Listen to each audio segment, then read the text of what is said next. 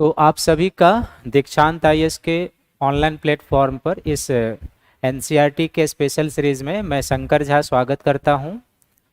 7वीं कक्षा का जो ये एनसीईआरटी का सीरीज है, इसमें आज हम लोग प्रवेश कर गए हैं। टॉपिक है शीतोष्ण घास स्थल में किस तरीके से ह्यूमन लाइफ है, इसके बारे में हम लोग चर्चा करेंगे। लेकिन इस टॉपिक पर चर्चा करने से पहले कल जिस टॉपिक पर हमने आपको बताया था उसको संक्षिप्त में हम लोग पॉइंट आउट कर लेते हैं, ताकि टॉपिक से हम लोग को रिलेट हो जाएं और फिर धीरे धीरे हम लोग आज के कक्षा में आगे बढ़ चलें। तो कल हम लोगों ने बेसिकली उष्ण और उपोष्ण कटिबंधों में दो एरिया को लेकर विशेष रूप से अध्ययन किया था, जिसमें एक अमेजन बेसिन का क्षेत्र था और दूसरा गंगा ब्रह्मपुत्र बेसिन का क्षेत्र था। इन दोनों एरिया के बारे में हम लोगों ने अध्ययन कैसे किया था, तो आपको याद होगा कि अमेजन बेसिन के बारे में हम लोगों ने सबसे पहले उसके नामकरण के बारे में पढ़ा था कि उसका नामकरण कैसे हुआ। फिर उस अमेजन बेसिन का हम लोगों ने परिचय लिया। फिर वहाँ की जलवायु दशा कैसी थी, वहाँ के वनस्पति और वन्य प्राणी के बारे में हम लोगों ने अध्ययन किया। फिर वहाँ के जो मानवीय आर्थिक क्रियाकलाप गतिविधियाँ, उसके बारे में हम लोगों ने अध्ययन किया था। इसी प्रकार हम लोगों ने गंगा ब्रह्मपुत्र बेसिन के बारे में एक इंट्रोडक्शन लिया था, उसके विस्तार के बारे में अध्ययन किया था। और विस्तार के बाद हम लोगों ने उसमें बेसिकली फिर वहाँ की जो जलवायु है उसके बारे में, वहाँ के लोगों का जो आर्थिक क्रियाकलाप है उसके बारे में, और वहाँ के जो वनस्पति और वन्य प्राणी है उसके बारे में कल हम लोगों ने क्लास किया था। तो आज की जो कक्षा है उस पर हम लोग चलते हैं। आज का जो टॉपिक है वो बेसिकली क्या है, शीतोष्ण घास स्थल में जीवन। तो शीतोष्ण घास स्थल में जीवन के बारे में जब हम लोग अध्ययन करते हैं तो सबसे पहले इसमें 4 प्रमुख सेक्शन हो जाएगा। इसका हम लोग इंट्रोडक्शन लेंगे, संसार के प्रमुख शीतोष्ण घास स्थल, इसके बारे में आप एक टॉपिक में अध्ययन कर चुके हैं कि विश्व स्तर पर 2 प्रकार के ग्रासलैंड है, एक ट्रॉपिकल ग्रासलैंड है और दूसरा क्या है, टेम्परेट ग्रासलैंड है। तो टेम्परेट ग्रासलैंड कई जगहों पर है जिसके बारे में हमने आपको बताया है। आज टेम्परेट ग्रासलैंड के अंतर्गत हम लोग 2 ग्रासलैंड के क्षेत्र पर विशेष रूप से अध्ययन करेंगे। तो उसमें एक है प्रेयरी घास स्थल, जो बेसिकली कहाँ पर पाया जाता है, नॉर्थ अमेरिका और कनाडा में पाया जाता है। और दूसरा जो वेल्ड घास स्थल है, जो बेसिकली दक्षिण अफ्रीका में पाया जाता है, इसके बारे में हम लोग अध्ययन करेंगे। प्रश्न पूछने का आपका तरीका वही होगा कि जैसे 2 ग्रासलैंड के बारे में हम लोगों को अध्ययन करना है, तो इसमें एक ग्रासलैंड हम लोग पूरा कंप्लीट कर लेंगे, जैसे प्रेरी के बारे में पूरा अध्ययन कर लेंगे। फिर हम आपके पास आएंगे, आपके चैट को देखेंगे, आपकी जो भी रिक्वायरमेंट होगी उस पर हम लोग डिस्कशन कर लेंगे और फिर हम वेल्ड के घास स्थल पर जाएंगे। क्लियर है सभी का? ऑब्जेक्टिव के लिए कोई स्पेशल बुक नहीं है, बेसिकली आप जिस टॉपिक को पढ़ते हैं उसी से ऑब्जेक्टिव बनाया जाता है। और सबसे बड़ी बात है कि आप जिस टॉपिक को पढ़ें उसको हर एक दृष्टिकोण से पढ़ें तो आपको कोई दिक्कत नहीं होगी। तो आइए आज के कक्षा कार्यक्रम में हम लोग आगे बढ़ते हैं। सबसे पहले चूंकि हम लोग घास स्थल के बारे में अध्ययन करने जा रहे हैं, तो सबसे पहले हम लोग ये जान लेते हैं कि घास स्थल किसे कहेंगे, घास स्थल कितने प्रकार के होते हैं और घास स्थल के निर्माण में किन कारकों की महत्वपूर्ण भूमिका होती है, इस पर हम लोग चर्चा कर लेते हैं। तो घास स्थल को समझने के आधार पर सबसे पहले हम एक वन क्षेत्र होता है, वन किसको कहते हैं वो जानते हैं। दूसरा जो ग्रासलैंड होता है जिसको हम लोग क्या कहते हैं, घास स्थल कहते हैं। तो घास स्थल के बारे में जानेंगे और घास स्थल के निर्माण में मुख्य भूमिका किसकी होती है, निर्माण में योगदान। तो देखो, जैसे मैं पॉइंट बना के लिख रहा हूं वैसे ही आप भी अपने कॉपी में फॉर्मेटिंग करके लिखेंगे तो आपको कोई दिक्कत नहीं होगी। और ये फॉर्मेटिंग हम इसलिए बनाते हैं ताकि आप खूब अच्छे तरीके से चीजों को समझ सके, ये ध्यान में रखेंगे। तो वन हम लोग किसको कहते हैं, बेसिकली ऐसा क्षेत्र जहां पर वनस्पति की प्रधानता हो। किसकी प्रधानता हो, तो ऐसा कोई क्षेत्र जहां पर वनस्पति की प्रधानता हो उसको हम लोग क्या कहते हैं, वन क्षेत्र के नाम से जानते हैं। लेकिन संसार के ऐसे क्षेत्र जहां पर घास की प्रधानता हो, जहां पर क्या हो, घास की प्रधानता हो, ना कि वनस्पति की, तो जहां पर घास की प्रधानता होती है उसको हम लोग क्या कहते हैं, घास स्थल के नाम से जानते हैं। पृथ्वी के या संसार के कुल भूभाग का, पृथ्वी के कुल भूभाग के 1/4% भाग पर क्या है, 1/4 भाग पर घास स्थल का विस्तार है, ग्रास लैंड का विस्तार है। किसका विस्तार है, घास स्थल का विस्तार है। तो बहुत बड़े क्षेत्रों में घास स्थल का विस्तार है। अब ये जो घास स्थल होते हैं, इस घास स्थल के निर्माण में बेसिकली किसकी भूमिका होती है, तो घास स्थल के निर्माण में जलवायु तत्वों की अहम भूमिका होती है, जलवायु तत्वों की। और जलवायु तत्वों की जब हम लोग बात करते हैं तो इसमें कौन कौन सा फैक्टर आता है, इसमें एक तापमान आ जाएगा, इसमें एक वर्षा आ जाएगा, वर्षा के साथ साथ जो वायुमंडलीय नमी या जिसको हम लोग आर्द्रता कहते हैं वो हो जाएगा। और साथ ही साथ जलवायु के तत्वों के अलावा जो मृदा होती है, मृदा की गुणवत्ता, संरचना, क्वालिटी जो होती है वो भी घास स्थल के निर्माण में अहम भूमिका निभाते हैं। और चूंकि जलवायु के तत्वों की प्रधानता होती है तो जलवायु के तत्वों के आधार पर विश्व में जो घास स्थल हैं हम उन्हें 2 वर्गों में रखते हैं। एक होते हैं जिन्हें हम क्या कहते हैं, उष्ण कटिबंधीय घास स्थल कहते हैं, ट्रॉपिकल ग्रासलैंड कहते हैं। और दूसरे जो घास स्थल होते हैं उसे हम क्या कहते हैं, शीतोष्ण घास स्थल कहते हैं, शीतोष्ण घास स्थल के नाम से जाना जाता है। तो इस तरीके से घास स्थल पर जाने से पहले हमें इन सभी सेक्शन को ध्यान में रखना है कि जहां पर ऐसा प्रकृति का क्षेत्र, और वनस्पति किसको कहते हैं ये भी मैंने आपको बताया है। तो ऐसा कोई भी क्षेत्र जहां पर वनस्पति की प्रधानता हो, वृक्ष की प्रधानता हो, उसको हम लोग क्या कहते हैं, वन क्षेत्र कहते हैं। लेकिन ऐसा क्षेत्र जहां पर घास की प्रधानता हो, 2 मीटर 3 मीटर 4 मीटर लंबे घास की प्रधानता हो, उसको हम लोग क्या कहते हैं, घास स्थल के नाम से जानते हैं। और संसार के कुल क्षेत्रफल के या कुल भूभाग के 1/4 भाग पर क्या है, घास स्थल का विस्तार है। और घास स्थल के निर्माण में 2 कारकों की प्रमुख भूमिका होती है। इसमें एक होते हैं जलवायु के तत्व, जिसके अंतर्गत तापमान, वर्षा और आर्द्रता को हम लोग शामिल करते हैं। और चौथे होते हैं मृदा से संबंधित तत्व, मृदा की जो गुणवत्ता होती है, जो क्वालिटी होती है, वो भी घास स्थल के निर्माण में बहुत महत्वपूर्ण भूमिका निभाते हैं। उनकी जल धारण क्षमता, उनका जो रासायनिक संयोजन होता है, ये सारे।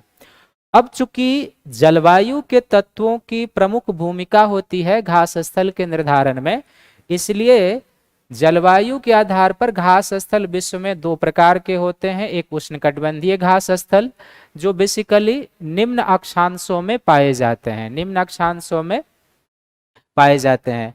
और इसमें हम लोगों ने पिछले क्लास में चर्चा किया है कि जैसे अफ्रीका में जो है सवाना घास स्थल है, वेनेजुएला में लानोज है, ब्राजील में कैंपोज है। इस तरीके से जो घास स्थल है, दक्षिण अफ्रीका में कुछ जो पार्कलैंड वनस्पति पाई जाती है वो उष्ण घास स्थल है। जबकि दूसरा जो शीतोष्ण घास स्थल है वो कहाँ पर हमें मिलता है, तो ये बेसिकली मध्य अक्षांशीय क्षेत्रों में मिलता है, उत्तरी गोलार्ध में भी और दक्षिणी गोलार्ध में भी। और उत्तरी गोलार्ध और दक्षिणी गोलार्ध में जो मध्य अक्षांशीय क्षेत्रों में मिलता है, तो इसमें जो नॉर्थ अमेरिका में और कनाडा में प्रेरी है वो शामिल है, हंगरी में पुस्तैज है, मध्य एशिया में स्टेपी है। फिर दक्षिणी गोलार्ध में आ जाते हैं तो अर्जेंटीना और उरुग्वे में पंपास है, दक्षिण अफ्रीका में वेल्ड है, ऑस्ट्रेलिया में डाउन्स है और न्यूजीलैंड में कैंटीबरी घास स्थल है। इन सब के बारे में हम लोगों ने एक क्लास में जिक्र किया है पिछले क्लास में। आज हम 2 घास स्थल पर चर्चा करेंगे, जैसे कि पहले ही आपको बताया है, तो इसको ध्यान में रखना है। नेक्स्ट है प्रेयरी घास स्थल। जैसे आपको पहले ही बताया कि आज हम लोग दो घास स्थल पर विशेष रूप से चर्चा करेंगे, एक प्रेयरी घास स्थल और दूसरा किस पर चर्चा करेंगे, तो जो दक्षिण अफ्रीका में पाया जाता है वो। तो प्रेयरी घास स्थल का जब हम लोग चर्चा करते हैं तो सबसे पहले इसका हम लोग एक परिचय लेते हैं, इंट्रोडक्शन।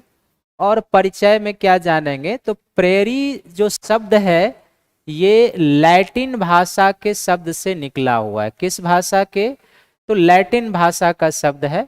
और लैटिन भाषा का ये शब्द जो होता है इसको हम लोग कहते हैं प्रेटा।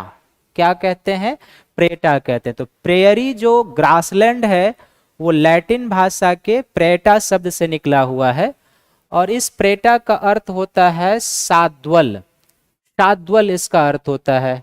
और शाद्वल अर्थ होने का अर्थ है कि जब आप भारतीय इतिहास के दृष्टिकोण से इस शब्द का एनालिसिस करते हैं तो शाद्वल का अर्थ होता है कृषि योग्य भूमि, जुताई की हुई भूमि, जो जोतने योग्य हो, कृषि करने योग्य हो, उसको हम लोग कहते हैं शाद्वल भूमि। इस प्रेरी घासलैंड का जो विस्तार है, इसका जो विस्तार हो जाएगा तो दो देशों में हो जाएगा, यूएसए में हो जाएगा और प्लस कहाँ पर हो जाएगा, कनाडा में हो जाएगा। यूएसए और कनाडा, यहाँ पर आप आ जाएंगे तो ये नॉर्थ अमेरिका का रॉकी माउंटेन का क्षेत्र हो जाएगा। तो रॉकी माउंटेन के जो पूर्वी भाग का एरिया है उन क्षेत्रों में ये ग्रासलैंड हमें मिलते हैं। तो यहाँ पर आप देखेंगे कि कुछ ये इस तरीके से यहाँ से लेके इस झील क्षेत्र से लेते हुए इन पूरे क्षेत्रों में, ये जो मैं छायांकित भाग कर रहा हूँ यही नॉर्थ अमेरिका और यूएसए में जो है वो किसका क्षेत्र है, ये प्रेयरी घास मैदान का क्षेत्र है, प्रेयरी घास है। इस प्रेयरी घास का जो लोकेशन आप देखेंगे, डायरेक्शन आप निकालेंगे तो ये नॉर्थ, यहाँ पर नॉर्थ हो जाएगा, साउथ हो जाएगा, ईस्ट हो जाएगा और वेस्ट हो जाएगा। यानी कि पश्चिम में ये रॉकी पर्वतमाला से घिरा हुआ है। किससे घिरा हुआ है, पश्चिम में रॉकी पर्वत से। पूर्व में ये जो है ना ये ग्रेट लेक्स रीजन कहलाता है, जो उत्तरी अमेरिका और कनाडा में है उसमें ग्रेट लेक्स रीजन है।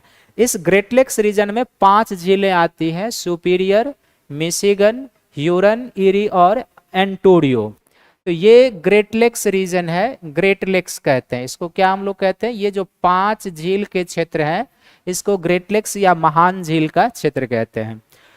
तो प्रेयरी जिसका विस्तार यूएसए और कनाडा में है, ये पश्चिम में रॉकी पर्वतमाला से और पूर्व में ग्रेट लेक्स रीजन के द्वारा सीमांकित है। और ग्रेट लेक्स रीजन जो इसकी सीमाएं बनाती है, तो बेसिकली ये क्या है कि थोड़ा सा पर्वतीय क्षेत्र भी है, पर्वतीय ढाल वाला क्षेत्र भी इसमें आता है। पर्वतीय ढाल वाला क्षेत्र, किसका पर्वतीय ढाल वाला क्षेत्र, तो इसमें जो रॉकी माउंटेन का पूर्वी भाग है धीरे धीरे ये स्लोप में कन्वर्ट होते जाता है, तो ये आ जाएगा। कुछ इसमें नदी घाटी का क्षेत्र भी शामिल है, जो मिसिसिपी मिसौरी का क्षेत्र है, नदी घाटी का क्षेत्र भी इसमें शामिल है, नदी घाटी का क्षेत्र शामिल है। और नदी घाटी के क्षेत्र की जब हम लोग बात करते हैं तो कनाडा में इस खासकर ये जो कनाडा का प्रेरी रीजन है, यहाँ पर एक नदी प्रवाहित होती है जिसको सॉस्केचवान रिवर कहते हैं। क्या कहते हैं, सॉस्केचवान। तो बहुत ही महत्वपूर्ण पॉइंट है, इसको याद रखेंगे कि कनाडा के प्रेयरी क्षेत्र में सॉस्केचवान और उसकी सहायक नदी प्रवाहित होती है, जबकि यूएसए का जो ये प्रेयरी रीजन है, यूएसए के प्रेयरी रीजन में मिसिसिपी और उसकी सहायक नदी प्रवाहित होती है। कौन प्रवाहित होती है, तो मिसिसिपी एवं उसकी सहायक नदी के द्वारा ये अपवाहित क्षेत्र है, उसकी सहायक नदी के द्वारा अपवाहित क्षेत्र है। यहाँ पर चूंकि महाद्वीप का ये आंतरिक भाग है, वर्षा कम होती है, और जहाँ पर 50 सेंटीमीटर से अधिक वर्षा होती है वहाँ पर इसमें कृषि भी होती है। तो बहुत क्विक रिवीजन में एक बार आप जानिए, जो प्रेरी है ये लैटिन भाषा के शब्द प्रेटा से व्युत्पन्न है, बना हुआ है, जिसका अर्थ है शाद्वल। शाद्वल का अर्थ होता है जुताई योग्य भूमि, कृषित भूमि कहेंगे इसको। इसका विस्तार जो है यूएसए और कनाडा में है। इसमें कुछ पर्वतीय ढाल वाला प्रदेश भी शामिल है, मैदान तो है ही, कुछ पर्वतीय ढाल वाला, कुछ नदी घाटी का क्षेत्र भी शामिल है। कनाडा का जो ये प्रेरी घास का स्थल है ये सॉस्केचवान और उसकी सहायक नदी के द्वारा प्रवाहित है, और यूएसए का जो प्रेरी घास का एरिया है ये मिसिसिपी और उसकी सहायक नदी के द्वारा अपवाहित है। इसकी पश्चिम सीमा रॉकी पर्वत के द्वारा बनती है और पूर्वी सीमा ग्रेट लेक्स रीजन के द्वारा बनती है, जिसमें 5 झीलें शामिल है, सुपीरियर, मिशिगन, ह्यूरन, ईरी और अंटोरियो शामिल है, ये ध्यान में रखेंगे। और ये जो प्रेरी है यहाँ पर बेसिकली क्या है कि 2 मीटर ऊंचे घास की प्रधानता है, 2 मीटर ऊंचे घास की प्रधानता है, इतना आप याद रखेंगे। तो ये हो गया इसका ये सेगमेंट। अब ये जो प्रेरी रीजन है यहाँ की जलवायु दशा कैसी है उसके ऊपर हम लोग चलते हैं। जलवायु दशाएं, जलवायु दशाएं। तो जलवायु दशा में सबसे पहले आप ये समझिए कि ये जो प्रेरी रीजन है ये कहाँ पर अवस्थित है, तो महाद्वीप के आंतरिक भाग में अवस्थित है। महाद्वीप के कहाँ पर अवस्थित है, तो महाद्वीप के आंतरिक भाग में है। और महाद्वीप के आंतरिक भाग में होने के कारण ग्रीष्म ऋतु और शीत ऋतु में यहाँ की जो जलवायु दशाएं होती है, जो तापमान होता है वो डिफरेंट होता है, ये आपको ध्यान में रखना है। 2 सीजन के हिसाब से चलेंगे तो यहाँ पर क्या होता है कि ग्रीष्म ऋतु जो होती है, ग्रीष्म ऋतु में यानी अभी के समय में, ग्रीष्म ऋतु में यहाँ का जो तापमान आपको मिलेगा वो 20 डिग्री सेंटीग्रेड या उससे कुछ अधिक मिलेगा, इसके आसपास यहाँ पर तापमान मिलता है। लेकिन जब यहाँ पर शीत ऋतु का समय होता है प्रेरी रीजन में, शीत ऋतु में, तो शीत ऋतु में यहाँ पर क्या है कि खासकर कनाडा का ये जो प्रेरी रीजन है, कनाडा के प्रेरी रीजन में तापमान -20 डिग्री सेंटीग्रेड तक भी आपको मिल जाएगा। तो चूंकि ग्रीष्म ऋतु में कर्क रेखा यहाँ से गुजरी हुई है, आपको पता होगा, सॉरी थोड़ा सा और नीचे 23.5 डिग्री, तो इसलिए यहाँ पर टेम्परेचर कुछ अधिक होता है। लेकिन शीत ऋतु का जो यहाँ का समय होता है खासकर कनाडा के प्रेरी का, वो क्या होता है, टेम्परेचर -20 डिग्री सेंटीग्रेड तक भी होता है। और तो माइनस कितना होता है, -20 डिग्री सेंटीग्रेड तक। और इसलिए शीत ऋतु में खासकर जो ये ग्रेट लेक्स रीजन सब का एरिया है यहाँ पर, ये बर्फ से ढक जाती है, बर्फ से ढक जाती है। यहाँ पर हिमपात काफी अधिक होता है और इसलिए ये क्या होता है, शीत ऋतु में बर्फ से ढक जाती है जो कनाडा का प्रेरी रीजन है, और जो यूएसए का प्रेरी रीजन है वो भी यहाँ पर बर्फ से ढक जाती है, ये ध्यान में रखेंगे।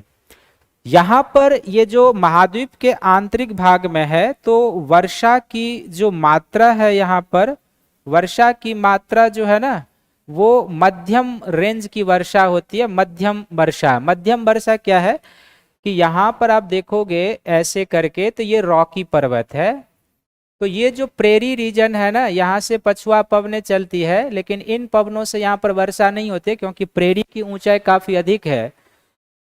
तो प्रशांत की पछुआ पवनों के लिए क्या है, जो प्रेरी रीजन है वो बेसिकली रेन शैडो जोन में आ जाता है। लेकिन यहाँ वर्षा किससे होती है, तो ग्रीष्म ऋतु में मैक्सिको की खाड़ी से जो पवनें चलती है जो आर्द्र और नमी युक्त होती है, तो ग्रीष्म ऋतु में मैक्सिको की खाड़ी से चलने वाले पवनों से वर्षा होती है। कभी कभी क्षेत्र में शीतकालीन वर्षा भी होती है, और यहाँ जो शीतकालीन वर्षा होती है वो बेसिकली वाताग्रीय वर्षा होती है, वाताग्रीय या चक्रवातीय वर्षा होती है। तो ये ध्यान में रखना है कि जो प्रेरी रीजन है यहाँ पर ये जो प्रशांत की पवनें होंगी, चूंकि रॉकी की ऊंचाई काफी अधिक है तो इसलिए यहाँ पर क्या है कि ये इसके रेन शैडो जोन में आ जाता है। ठीक भारत में जो प्रायद्वीपीय भारत की स्थिति है उस हिसाब से आप समझेंगे।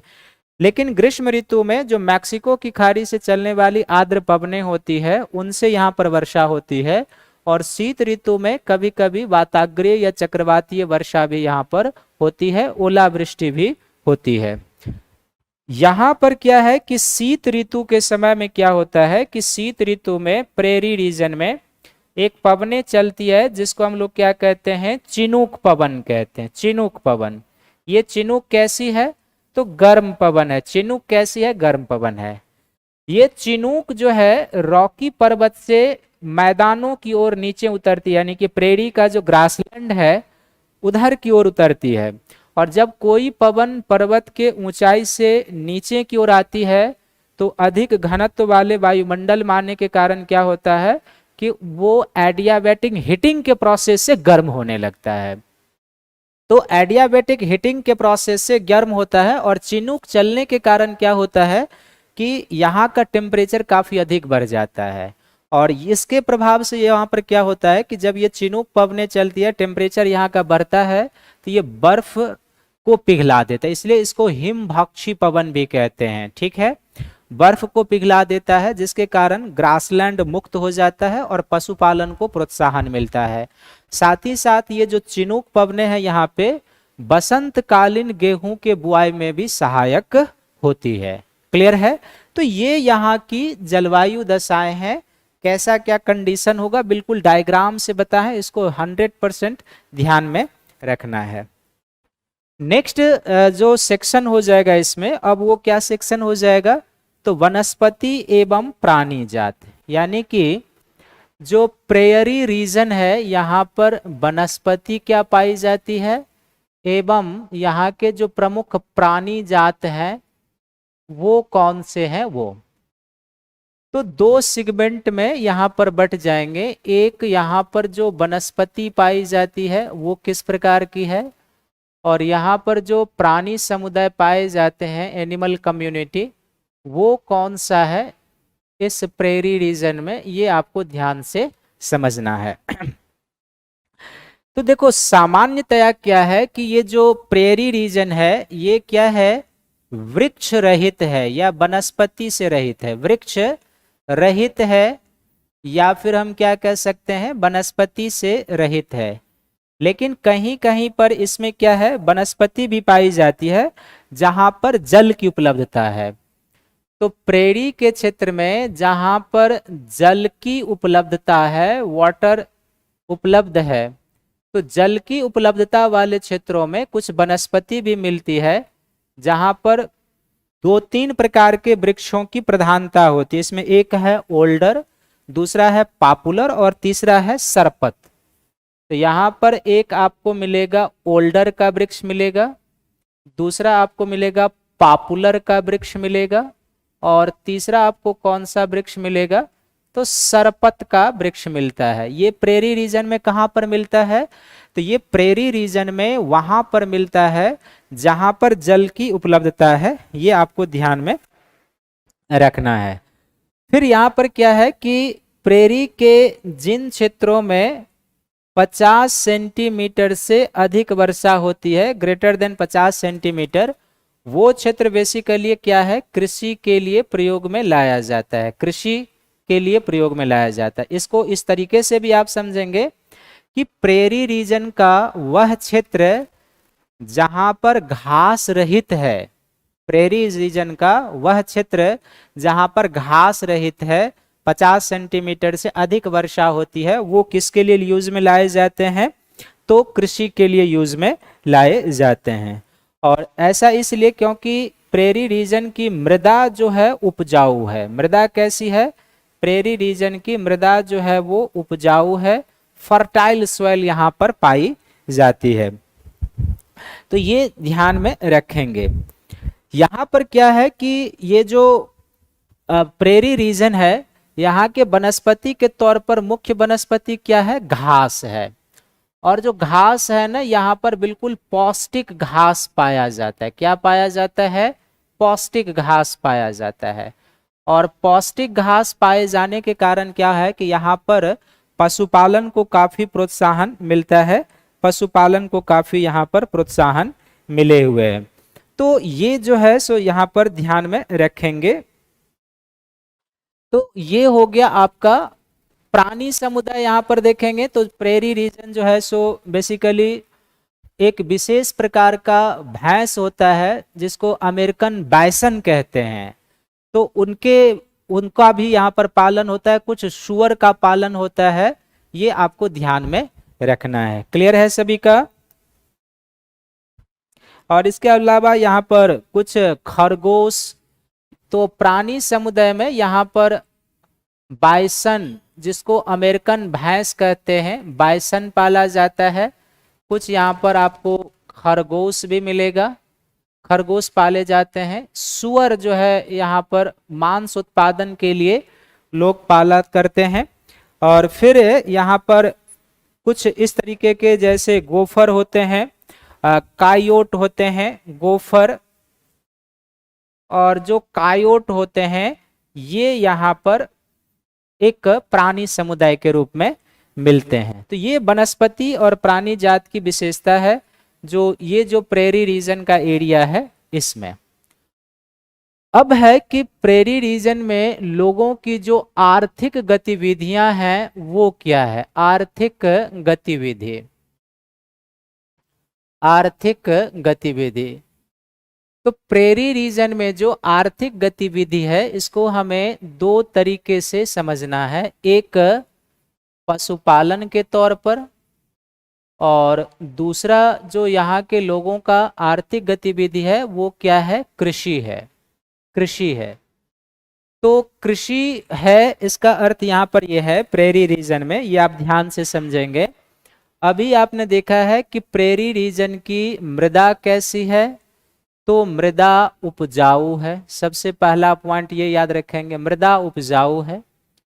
दूसरा भी आपको बताया कि ऐसे क्षेत्रों में जहां पर 50 सेंटीमीटर से अधिक वर्षा होती है वो कृषि के प्रयोग में लाए जाते हैं।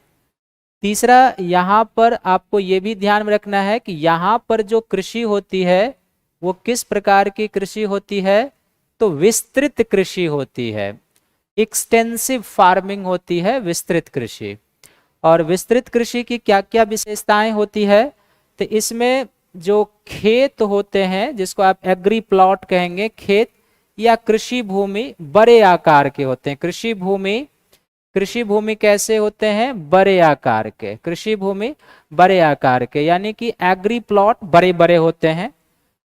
दूसरा इसका कारण है कि एग्री प्लॉट बड़े इसलिए होते हैं क्योंकि भूखंड पर जनसंख्या का दबाव कम होता है। जनसंख्या का दबाव क्या होता है, कम। ये भूखंड बड़े वहीं हो सकते हैं जहां पर जनसंख्या का दबाव कम होता है।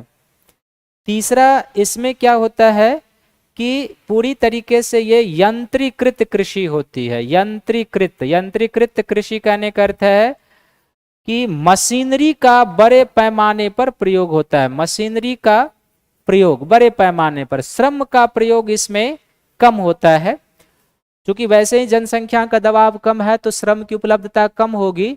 तो आप ये ध्यान में रखेंगे कि यहाँ पर यंत्रीकृत कृषि होती है, बड़े पैमाने पर यहाँ पर यंत्रों का प्रयोग होता है, कृषि यंत्र का। थ्रेसर होता है, क्रेशर होता है, एक कंबाइन यहाँ का यंत्र है। कंबाइन एक ऐसा कृषि यंत्र है जिसमें खेतों की जुताई, निराई, फसल की कटाई सभी एक साथ की जाती है। ये आपको ध्यान में रखना है। तो खेत, कृषि भूमि बड़े आकार के होते हैं, जनसंख्या का दबाव कम, यंत्रीकृत कृषि होती है। और चौथा जो इस क्षेत्र की विशेषता है इस कृषि की, वो ये है कि इसमें कुल उत्पादन अधिक होता है। कुल उत्पादन क्या होता है, अधिक। कुल उत्पादन अधिक क्या होता है, कुल उत्पादन अधिक, लेकिन उत्पादकता इसमें कम होती है। लेकिन क्या होती है, उत्पादकता कम होती है। कल आपको याद होगा आपको गहन कृषि के बारे में बताए थे, तो गहन कृषि के ठीक ये विपरीत होती है, ये आपको ध्यान में रखना है। और यहाँ का जो प्रमुख फसल है, इस प्रेरी रीजन में जो प्रमुख फसल है वो कौन कौन सी प्रमुख फसल है, तो प्रेरी रीजन में उपजाई जाने वाली जो प्रमुख फसल है, यहाँ पर मक्का का बड़े पैमाने पर उत्पादन होता है, यहाँ पर कपास का उत्पादन होता है, यहाँ पर तंबाकू का उत्पादन होता है, साथ ही साथ यहाँ पर गन्ना का उत्पादन, और बड़े पैमाने पर यहाँ पर गेहूं का उत्पादन होता है। वैसे प्रेरी को गेहूं का उत्पादन अधिक होने के कारण इसे विश्व का अन्न भंडार के रूप में भी जाना जाता है। अन्न भंडार भी हम लोग कहते हैं। तो ये प्रेरी रीजन में उपजाई जाने वाली जो है वो प्रमुख फसल है। इसके अलावा यहाँ पर क्या होता है कि वाणिज्यिक स्तर पर पशुपालन भी होता है। क्या होता है? कॉमर्शियल स्तर पर, वाणिज्यिक स्तर पर पशुपालन होता है। और ये जो वाणिज्यिक स्तर पर पशुपालन होता है, जैसे मैंने पहले ही कहा कि यहाँ पर जो पशु फॉर्म होते हैं, जहाँ पर पशु पाले जाते हैं, तो यहाँ पर पशु फॉर्म को क्या कहा जाता है? रैंच के नाम से जाना जाता है। पशु फॉर्म को यहाँ पर हम लोग क्या कहते हैं? रैंच कहते हैं। और दूसरा, जो पशु की देखभाल करने वाला होता है, पशु की देखभाल करने वाला, तो पशु की देखभाल करने वाला को काओ बॉय कहते हैं। काओ बॉय यानी कि जो यहाँ पर पशु की देखभाल करता है उसको हम लोग क्या कहते हैं? काओ बॉय कहते हैं। और जो पशु यहाँ पर पाले जाते हैं वाणिज्यिक स्तर पर, वो अमेरिकन भैंस जिसको बाइसन कहते हैं, ये यहाँ पर बड़े पैमाने पर पाला जाता है। ये कॉमर्शियल स्तर पर होता है। सुअर का भी पालन होता है। और साथ ही साथ क्या होता है कि इस पशुपालन का जो एरिया है, खासकर ये जो ग्रेट लेक्स का रीजन है, इन क्षेत्रों में क्या है कि पशुपालन के कारण इन क्षेत्रों में दुग्ध का उत्पादन काफी अधिक होता है। दुग्ध का उत्पादन अधिक होने के कारण यहाँ पर ग्रेट लेक्स रीजन में डेयरी उद्योग का अधिक विकास हुआ है। डेयरी उद्योग विकसित है। और न केवल डेयरी उद्योग विकसित है, बल्कि यहाँ पर मांस उद्योग भी विकसित है। मांस का उद्योग विकसित है अमेरिका में। इन क्षेत्रों में मांस का उद्योग भी विकसित है। और साथ ही साथ दुग्ध पर आधारित और मांस पर आधारित यहाँ पर खाद्य प्रसंस्करण उद्योग, जो हम लोग कहते हैं फूड प्रोसेसिंग इंडस्ट्री, खाद्य प्रसंस्करण उद्योग का भी काफी अधिक विकास हुआ है। तो प्रेरी क्षेत्र में, चाहे वो अमेरिका का प्रेरी है या फिर यूएसए का प्रेरी है, किस प्रकार की कृषि होती है वो याद रखना है। कौन कौन से फसल होते हैं, वो पशुपालन क्या है, कुछ जो फैक्चुअल वर्ड है वो याद रखना है आपको।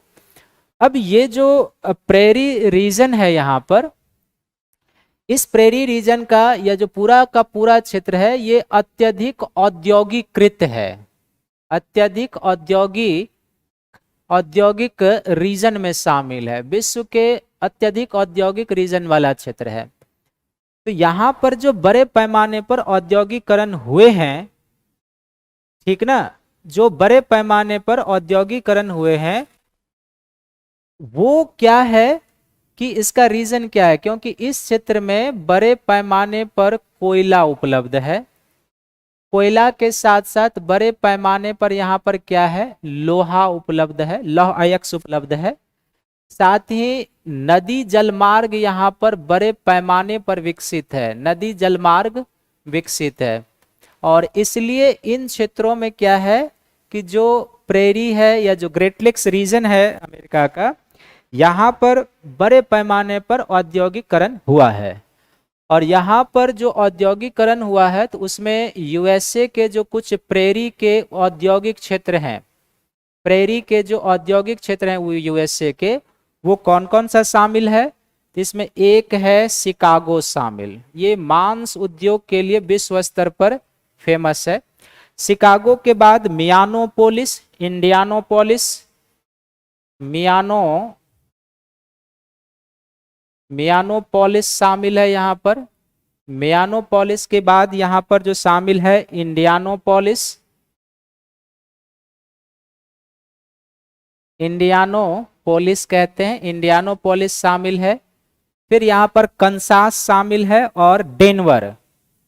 कंसास और डेनवर जो है यहाँ का प्रेरी का औद्योगिक रीजन है। तो ये आपसे स्टेट पीसीएस में पीटी में पूछा जा सकता है कि जो प्रेरी क्षेत्र है यहाँ पर औद्योगिकरण काफी अधिक हुआ है, तो प्रेरी क्षेत्र में अमेरिका का कौन सा औद्योगिक केंद्र अवस्थित है? तो ये प्रश्न हो सकता है। उसमें से ये ऑप्शन भी हो सकते हैं और कुछ अलग भी किए जा सकते हैं। नाम याद रखेंगे, शिकागो है, मियानोपोलिस है, इंडियानापोलिस है, कंसास है और डेनवर है। ना केवल अमेरिका का बल्कि जो कनाडा का प्रेरी का रीजन है ये भी काफी औद्योगिकृत रीजन है। और कनाडा का जो प्रेरी का रीजन है यहाँ पर भी कई सारे उद्योग हैं। इसमें एक है एडमॉन्टन, एडमॉन्टन या एडमंटन आप कहेंगे, एक है एडमंटन, फिर है सैस केचवान कहेंगे या सैस्काचून कहते हैं उसको। तीसरा है यहाँ पर कैलगरी, कैलगरी, कैलगरी है। और फिर विनिपेग है, जिसको विनिपेग है। ये कनाडा का यहाँ पर जो है सो प्रेरी क्षेत्र का औद्योगिक रीजन है। तो ये भी प्रश्न आ सकता है कि इनमें से कौन प्रेरी क्षेत्र में अवस्थित कनाडा का औद्योगिक प्रदेश है। और फिर यहाँ पर कुछ जनजातियां जो मूल अमेरिकी लोग कहते हैं वो भी इस प्रेरी रीजन में रहते हैं, जिसमें अब कुछ एक तरीके से आप कहेंगे जिसकी जनसंख्या लगभग समाप्त हो चुकी है। तो यहाँ के मूल निवासियों में जिनके नाम पर इसका नाम पड़ा है उसको हम लोग कहते हैं रेड इंडियन पाए जाते हैं। कौन पाए जाते हैं? रेड इंडियन पाए जाते हैं। रेड इंडियन के अलावा अपाची, को, क्री और पौनी। अपाची यहाँ की जनजाति थी, अपाची, क्रो, क्री और पौनी, ये सभी यहाँ के मूल निवासी थे। तो ये भी एक अपने आप में प्रश्न है कि प्रेरी क्षेत्र में पाई जाने वाली कौन सी मूल आदिवासी के लोग हैं। तो रेड इंडियन, अपाची, क्रो, क्री, पौनी यहाँ के रहने वाले जो है मूल स्थानीय लोग हैं। तो औद्योगिकरण क्यों अधिक हुआ है इस क्षेत्र का, ये आपको ध्यान में रखना है। जिसका रीजन हमने बताया, कोयला उपलब्ध है, लोहा उपलब्ध है, नदी जलमार्ग की सुविधा है, उसके कारण और भी कई सारे रीजन है जिसके कारण यहाँ पर औद्योगिकरण काफी अधिक हुआ है। अमेरिका का जो प्रेरी का उद्योग है उसमें शिकागो है, मियानोपोलिस है, इंडियानोपोलिस है, कंसास है, डेनवर है। ना केवल अमेरिका बल्कि कनाडा का जो प्रेरी रीजन है वहां पर भी उद्योग मिलता है, औद्योगिकरण, जिसमें एडमॉन्टन है, सास्केचवान है, कैलगरी है, विनिपेग है। और कुछ जो स्थानीय जनजातीय लोग रेड इंडियन, अपाची, क्रो, क्री, पौनी, ये सब यहाँ के मूल हैं। तो ये था आपका प्रेरी रीजन, वहाँ का भौगोलिक विस्तार, वहाँ की जलवायु, वहाँ पर जो वनस्पति और जंतु समुदाय वो, और फिर वहाँ पर किस प्रकार की आर्थिक गतिविधियां होती है उसके बारे में हमने आपको बताया है। अब इससे संबंधित यदि कोई प्रश्न है आपके पास तो आप लोग पूछ सकते हैं। अभी हम आपके चैट को देख रहे हैं, तो यदि आपसे कोई प्रश्न है, होना नहीं चाहिए क्योंकि मैंने एक एक चीज मैप पर बता दिया है, फिर भी यदि आपसे कुछ पूछने हैं आप लोगों को तो आप लोग पूछ सकते हैं। तो चलो आगे बढ़ते हैं हम लोग। जो दूसरा शीतोष्ण घास का मैदान है वो विल्ड घास का मैदान है। आइए, तो विल्ड घास स्थल जो है इसके बारे में हम लोग परिचय यानी विस्तार, जलवायु, वनस्पति और प्राणी, मानवीय गतिविधियां और आर्थिक क्रियाकलाप यहाँ के लोगों की क्या है, ये आपको ध्यान में रखना है। तो सबसे पहले जब हम लोग परिचय की बात करते हैं तो ये जो विल्ड नामकरण है, ये विल्ड नामकरण यहाँ पर किया गया है किनके द्वारा? तो ये देश है यहाँ पर, ये है दक्षिण अफ्रीका, ठीक ना। ये कौन सा देश है? दक्षिण अफ्रीका है, जहाँ पर विल्ड घास मैदान अवस्थित है, ये दक्षिण अफ्रीका है। तो दक्षिण अफ्रीका पहले तो 6 क्लास का कंप्लीट हो चुका है, 7वें क्लास की एनसीईआरटी कल लास्ट हो जाएगी। एक टॉपिक इसमें बता हुआ है मरुस्थल में जीवन, जिसके बारे में कल क्लास करेंगे और आगे बढ़ेंगे हम लोग, ठीक ना। ठीक है, तो इसका जो नामकरण है, विल्ड जो नामकरण है, ये नामकरण किसके द्वारा किया गया है? तो डच आदिवासियों के द्वारा। किसके द्वारा किया गया है? तो डच आदिवासी के द्वारा ये विल्ड नाम दिया गया, क्योंकि दक्षिण अफ्रीका ब्रिटेन का एक तरीके से उपनिवेश होने से पहले यहाँ पर डचों का आधिपत्य था। तो डचों के द्वारा ही इस क्षेत्र को वेल्ड नाम दिया गया था, ये आपको ध्यान में रखना है। ये पाया कहाँ पर जाता है? तो ये पाया जाता है, जैसे मैंने पहले ही बता दिया आपको, ये पाया जाता है दक्षिण अफ्रीका में पाया जाता है, प्रॉपर दक्षिण अफ्रीका में पाया जाता है। और दक्षिण अफ्रीका में ये जो वेल्ड घास स्थल पाया जाता है, इसका जब आप लोकेशन देखेंगे तो कहाँ पर ये किस तरीके से हमें मिलता है वो आपको ध्यान से देखना है। एक मैप बना लीजिए, क्योंकि ये मैप जो मैं लाया था वो निकल चुका है, तो आप अपने से भी एक मैप बनाने का प्रयास कीजिए। यहाँ पर क्या है कि बोत्सवाना देश है, बोत्सवाना देश में यहाँ पर एक मरुस्थल है जिसको हम लोग कहते हैं कालाहारी मरुस्थल कहते हैं। क्या कहते हैं? कालाहारी मरुस्थल कहते हैं। दक्षिण अफ्रीका में बिल्कुल तट से लगा हुआ एक पर्वत रेंज है जिसको हम लोग कहते हैं ड्रेकेंसबर्ग पर्वत कहते हैं। क्या कहते हैं इसको? ड्रेकेंसबर्ग पर्वत है, यहाँ पे ड्रेकेंसबर्ग पर्वत है, ड्रेकेंसबर्ग माउंटेन। और यहाँ पर जो है वेल्ड पठार है। कौन सा पठार है? यहाँ पर दक्षिण अफ्रीका में है एक वेल्ड पठार है। ये जो वेल्ड पठार है, यहाँ की अधिकतम ऊंचाई का जो क्षेत्र है वो 1600 मीटर के आसपास ऊंचाई मिलता है। तो इस तीनों जो ज्योग्राफिकल एरिया है, इसके बीच में ये जो ग्रासलैंड है यहाँ पर, इसी को हम लोग यहाँ पर क्या कहते हैं? वेल्ड घास मैदान कहते हैं। ये वेल्ड घास मैदान है। तो वेल्ड घास का जो लोकेशन हो जाएगा वो कहाँ पर हो जाएगा? इसके दक्षिण में और पूर्व का कुछ एरिया, चूंकि ड्रेकेंसबर्ग बिल्कुल रेंज के रूप में है, तो इसके दक्षिण और पूर्व में ड्रेकेंसबर्ग पर्वत है।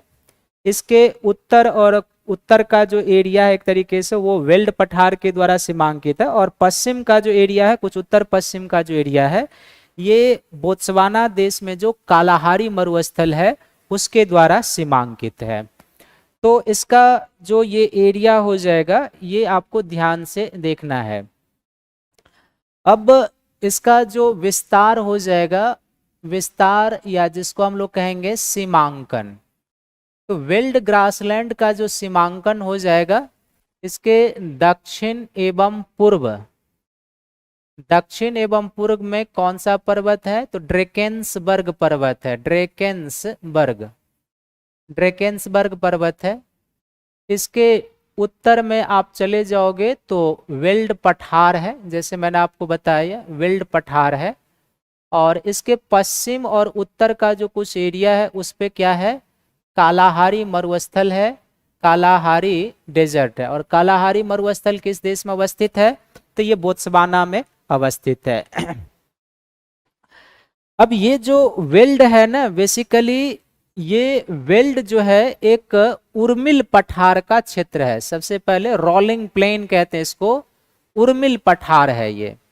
और ये जो उर्मिल पठार है इसकी समुद्र तल से ऊंचाई लगभग आप मान के चलें कि 600 मीटर से लेके 1100 मीटर के बीच है। 600 मीटर से लेके क्या है? 1100 मीटर के बीच है।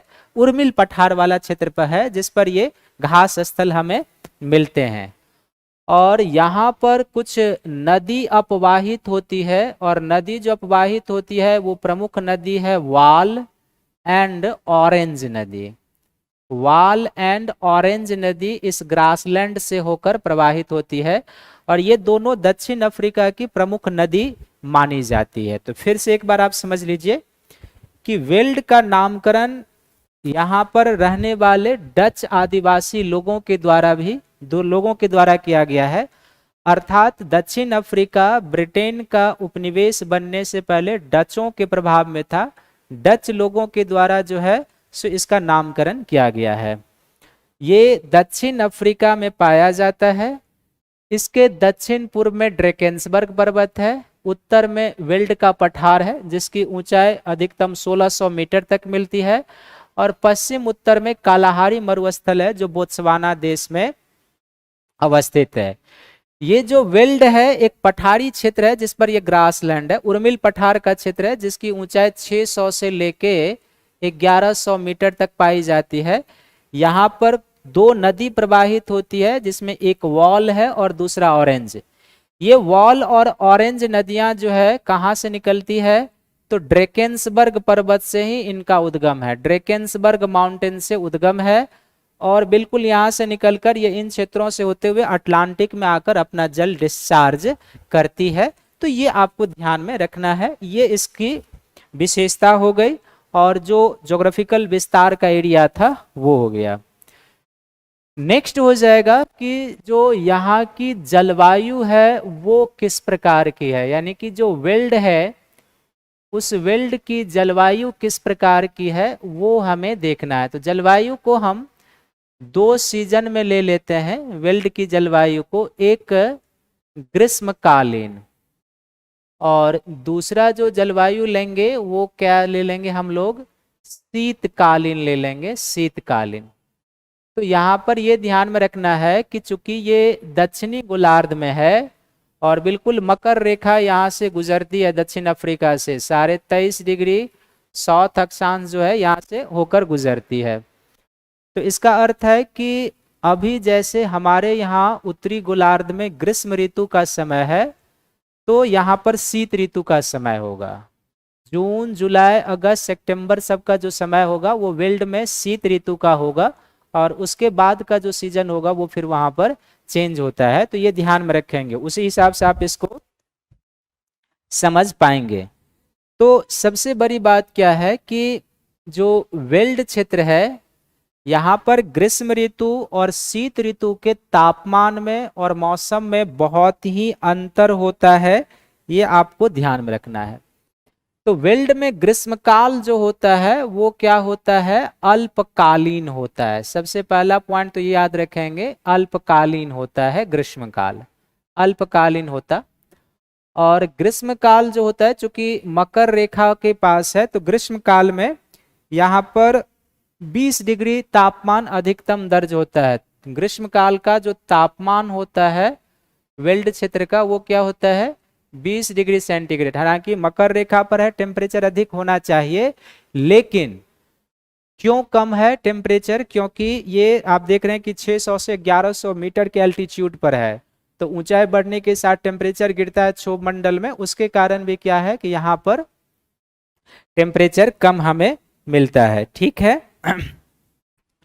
यहाँ पर जो वर्षा होती है वो ग्रीष्म काल में ही होती है, ग्रीष्म काल में वर्षा होती है, यानी कि जो नवंबर से लेके और फरवरी के बीच का सीजन है वो वेल्ड में क्या है, वर्षा ऋतु का समय है, यहाँ पर वर्षा होती है। और ये जो वर्षा ऋतु होती है यहाँ पर, ये बेसिकली क्यों होता है, तो इस वेल्ड के तट के सहारे जो है बेसिकली गर्म महासागरीय जलधारा प्रवाहित होती है। ठीक ना, वेल्ड के सहारे क्या होती है, गर्म महासागरीय जलधारा। यदि आप इस डायग्राम को देखोगे तो यहाँ पर गर्म महासागरीय जलधारा प्रवाहित होती है, और उसी के प्रभाव से वेल्ड के क्षेत्र में वर्षा होती है। ये दक्षिण अफ्रीका का मानचित्र हो जाएगा। तो यहाँ पर क्या है ना कि एक करंट प्रवाहित होती है जिसको हम लोग क्या कहते हैं, मोजाम्बिक की धारा कहते हैं। यहाँ पर एक गर्म महासागरीय जलधारा प्रवाहित होती है जिसको हम लोग क्या कहते हैं, मोजाम्बिक। और मोजाम्बिक थोड़ा सा और आगे जाएंगे तो यही आगे चलकर अलगुहास में भी कन्वर्ट होती है, अलगुहास। तो चूंकि वेल्ड के तट के सहारे मोजाम्बिक और अलगुहास की गर्म धारा प्रवाहित होती है, इसी कारण जब यहाँ पर ग्रीष्म ऋतु में पवने हिंद महासागर से इन क्षेत्रों में आती है, तो इस गर्म जलधारा के क्षेत्र के ऊपर से गुजरने के कारण क्या होता है कि ये मॉइस्चर कंटेन करके लाती है और वेल्ड रीजन में ये वर्षा कराती है। तो यहाँ पर ग्रीष्मकालीन वर्षा होती है, नवंबर से फरवरी के बीच ये वर्षा होती है, ये आपको ध्यान में रखना है। शीतकाल जो होता है यहाँ पर ये दीर्घकाल का होता है। शीतकाल यहाँ पर क्या होता है, दीर्घकालीन होता है। वेल्ड में शीतकाल दीर्घकालीन होता, यानी ग्रीष्म के तुलना में शीतकाल यहाँ पर कुछ लंबे समय तक अनुभव किया जाता है। और शीत ऋतु में जो वेल्ड का तापमान होता है, शीत ऋतु में जो वेल्ड का तापमान होता है वो 5 डिग्री से लेके 10 डिग्री सेंटीग्रेड के बीच हमें मिलता है। कभी कभी 10 से कुछ ऊपर भी चला जाता है, लेकिन ये मिलता है। और जुलाई यहाँ का सबसे ठंड महीना होता है। सबसे ठंड महीना कौन सा होगा? सबसे ठंड महीना तो जुलाई जो होता है वेल्ड में सबसे ठंड महीना होता है, सबसे ठंड। और इस समय वर्षा भी कम होती है, लगभग ये सूखाग्रस्त समय होता है, यानी कि लगभग कम वर्षा होती है इस समय, लगभग सूखे का प्रभाव, सूखे के प्रभाव में बहुत ही कम वर्षा इस समय होती है। तो ये जलवायु है वेल्ड का, जो आपको इस तरीके से ध्यान में रखना है। क्लियर है? नेक्स्ट, वेल्ड में अब तीसरा सेक्शन हो जाएगा कि यहाँ जो वनस्पति है और वनस्पति के साथ साथ जो प्राणी समुदाय यहाँ पर पाए जाते हैं वो किस प्रकार के पाए जाते हैं वो। तो एक साइड हम कर लेंगे वनस्पति, वेजिटेशन। वेजिटेशन में मूल रूप से तो घास ही है। और दूसरा यहाँ पर कौन हो जाएंगे? तो यहाँ पर जो प्राणी समुदाय, जंतु समुदाय पाए जाते हैं वो हो जाएगा वेल्ड का। तो बेसिकली क्या है कि जो वेल्ड रीजन है ये लगभग वनस्पति से रहित है। वनस्पति से क्या है? रहित है। वनस्पति से रहित होने का अर्थ है कि वन क्षेत्र यहाँ पर नहीं के बराबर है।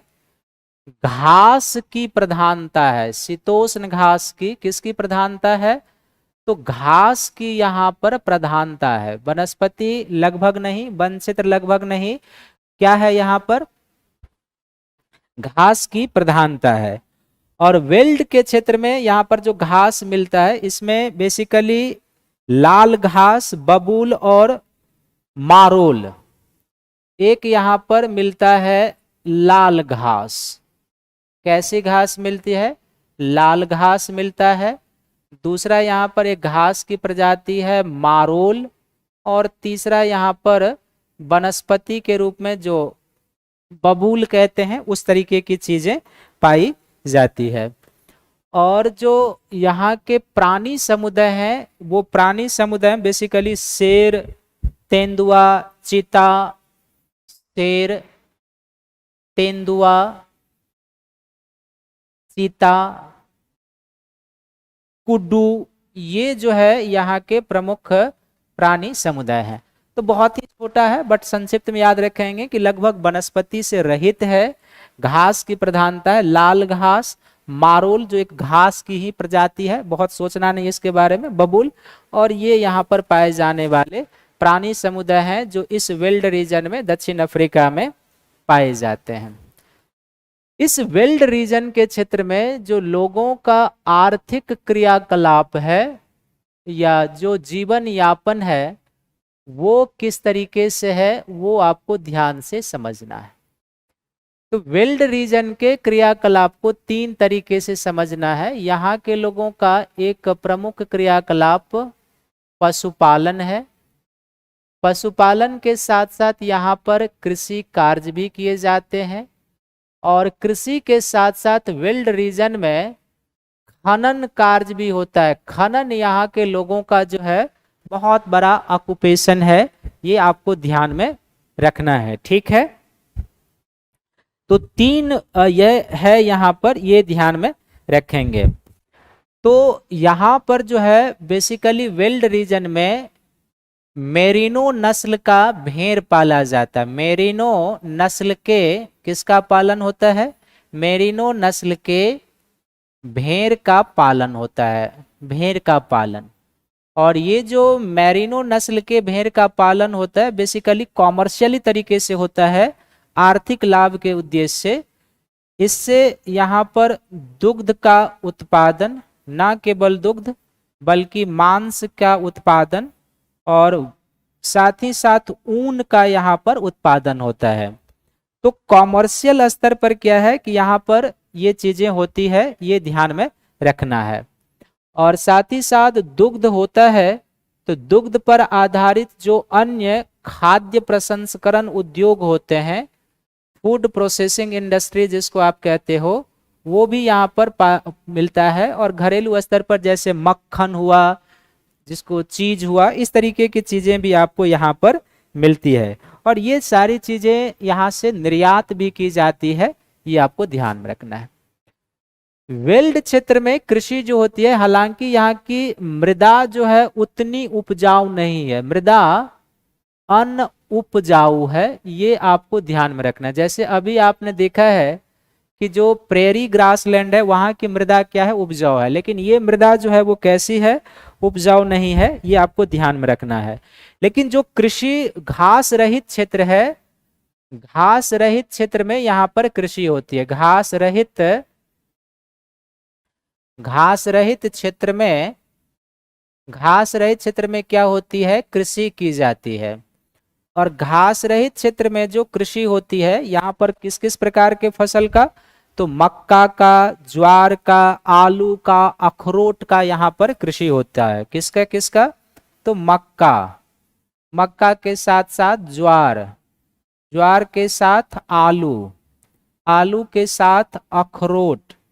ये जो है वेल्ड में उत्पादित की जाने वाली जो है वो प्रमुख फसल के रूप में जानी जाती है, ये आपको ध्यान से रखना। इसके अलावा कुछ नकदी फसलों का भी उत्पादन होता है वेल्ड रीजन में, कैश क्रॉप जिसको आप कहते हैं, नकदी फसल।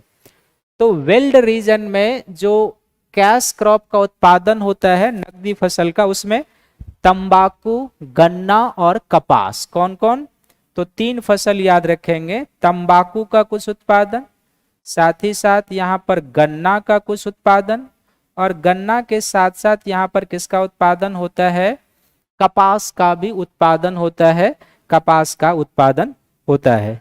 तो ये उत्पादित की जाने वाली फसल है। इस वेल्ड रीजन में खनन क्षेत्र काफी फेमस है, खासकर दक्षिण अफ्रीका में। यहाँ पर सोने और हीरे के खान मिलते हैं। सोने और हीरे का क्या होता है, खनन होता है, माइनिंग होती है, सोने और हीरे का खनन। और 2 नगर विशेष रूप से विश्व स्तर पर प्रसिद्ध है, यहाँ पर जोहान्सबर्ग है, जोहान्सबर्ग। जोहान्सबर्ग को किस नगर के नाम से जानते हैं, तो स्वर्ण नगरी, विश्व स्तर पर इसे स्वर्ण नगरी कहते हैं। और यहाँ का एक शहर है किम्बरले, वेल्ड के रीजन का एक शहर है किम्बरले, जो डायमंड, हीरा खनन के लिए जाना जाता है, हीरा खनन के लिए जाना जाता है। तो किम्बरले जो है वो किसके लिए, हीरा खनन के लिए, और फिर जोहान्सबर्ग स्वर्ण खनन के लिए। इसके अलावा जो वेल्ड रीजन है, इसके आसपास के क्षेत्र में कुछ कोयला भी मिलता है, वेल्ड रीजन के क्षेत्र में कोयला, और कोयला के साथ साथ कुछ लौह अयस्क भी मिलता है, लौह अयस्क भी। तो कोयला और लौह अयस्क की उपलब्धता के कारण, क्योंकि ये दोनों कोर सेक्टर इंडस्ट्री में आता है, इन क्षेत्रों में औद्योगिकरण को भी प्रोत्साहन मिला है। वेल्ड रीजन में औद्योगिक क्षेत्र भी मिलते हैं हमें, औद्योगिक क्षेत्र का विस्तार हुआ है। जिस तरीके से प्रेरी को आपने जाना था, ठीक उसी तरीके से यहाँ पर ध्यान में रखना है। तो यहाँ के लोगों का जो आर्थिक क्रियाकलाप है वो कुछ इस तरीके से है। तो इसमें आपने 3-4 सेक्शन के सहारे समझा वेल्ड रीजन को। वेल्ड रीजन को सबसे पहले आपने समझा किस रूप में, तो इसका विस्तार और सीमांकन, नामकरण कैसे है, इसके बारे में आपने जाना है। फिर इसकी जो जलवायु है वो किस प्रकार की है, बेसिकली हिंद महासागर के जलवायु के प्रभाव में है ये, और जो शीतकालीन और ग्रीष्मकालीन जलवायु की विशेषता है वो आपको बताए हैं। वनस्पति और प्राणी समुदाय किस तरीके से है वो आप जानते हैं वेल्ड रीजन में। फिर यहाँ के लोगों का आर्थिक क्रियाकलाप 3 पॉइंट के सहारे, पशुपालन, कृषि, और फिर जो माइनिंग की चीजें हैं वो है। अब आपसे यदि कोई प्रश्न है तो आप पूछ सकते हैं। ये दोनों जो शीतोष्ण घास के मैदान थे, इसके बारे में जो हम लोगों ने अध्ययन किया है, इससे संबंधित यदि कोई प्रश्न है आपके पास तो आप पूछ सकते हैं। तो चलो, जब प्रश्न नहीं है आज किसी के पास, तो आज की कक्षा को यहीं एंड करते हैं। सभी को धन्यवाद है, थैंक्स है और गुड नाइट भी है। कल 7वीं क्लास की एनसीईआरटी का लास्ट टॉपिक है मरुस्थलों में जीवन। तो उसमें कुछ उष्ण मरुस्थल और कुछ शीत मरुस्थल का रीजन होगा, जिसके ऊपर हम लोग चर्चा करेंगे।